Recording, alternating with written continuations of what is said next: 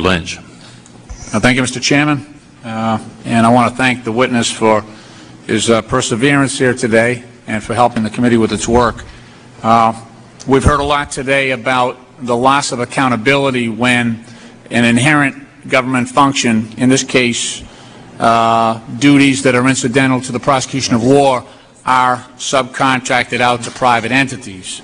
And as Mr. Shays and Mr. Platts have mentioned earlier, my Republican colleagues, I also have had an opportunity to view firsthand on more than a few occasions the work of Blackwater employees. I would guess that in the dozen or so occasions when I've traveled with my colleagues to Iraq and Afghanistan, your area of operations principally, I would bet at least half of those times, for at least a portion of our time there, we've been protected by Blackwater employees. And based on my own personal experience, I have to say from personally what I have seen and what I have experienced, those people who are protecting us, who are Blackwater employees, did a very, very good job. I have to give you credit for that. They are brave employees, brave Americans in a very hostile environment. And I find myself right now at this committee having a difficult time criticizing those employees because I am in their debt. You know, that's a very hostile environment, and they do a good job on our behalf, which brings me to my problem. If I have a problem criticizing Blackwater and criticizing the employees and some of the times that you've fouled up, what about the State Department? The State Department employees, you protect them every single day. You protect their physical well-being, you transport them, you escort them, and I'm sure there is a heavy debt of gratitude on the part of the State Department for your service.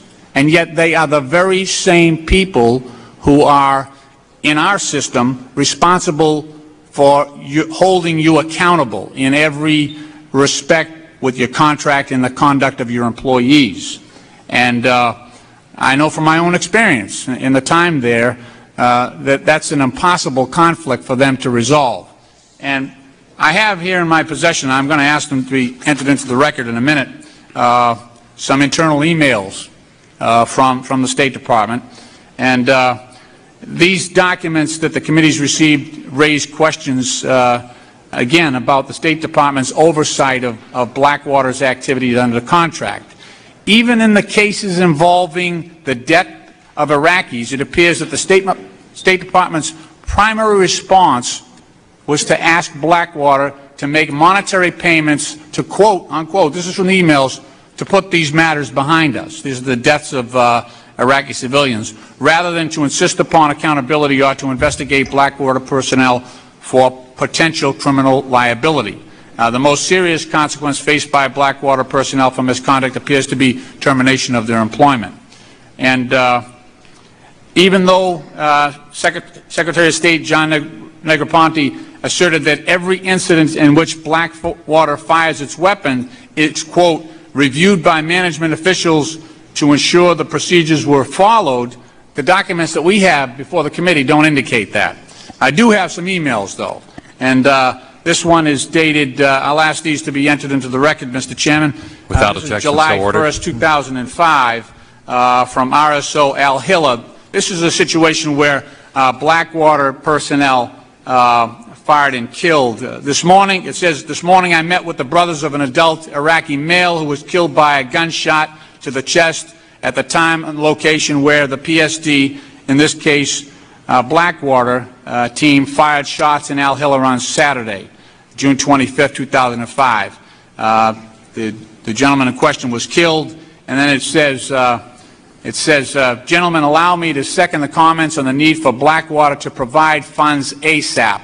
For all the reasons enunciated in the past, we are better off getting this case and any similar cases behind us quickly. Again, the Department of State needs to promptly approve and fund an expedited means of handling these situations. Thanks. And it mentions $5,000 for the family there. Again, another email dated December 26, 2006, and it says this is again a situation where Blackwater personnel killed an individual civilian innocently standing near an area where the convoy was traveling. It criticizes the way they charged the affairs, was talking about, quote, some crazy sums. Originally she mentioned $250,000 and later $100,000. Of course, I think that a sum this high will set a terrible precedent.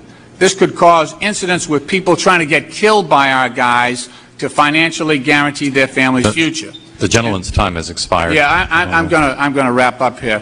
And again, I'm going to ask these to be placed in the record.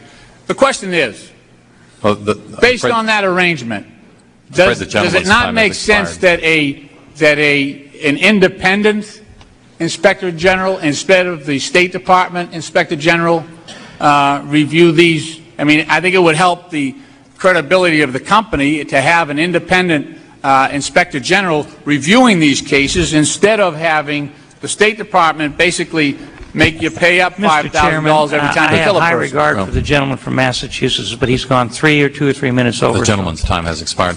I need to ask the witness, we have 2 questioners remaining. If you would like to take a break now, that would be fine. Or there are about 10 minutes of questions remaining. It's your call. If there's 2 questions left, I'll take them. Okay. And then let's be done.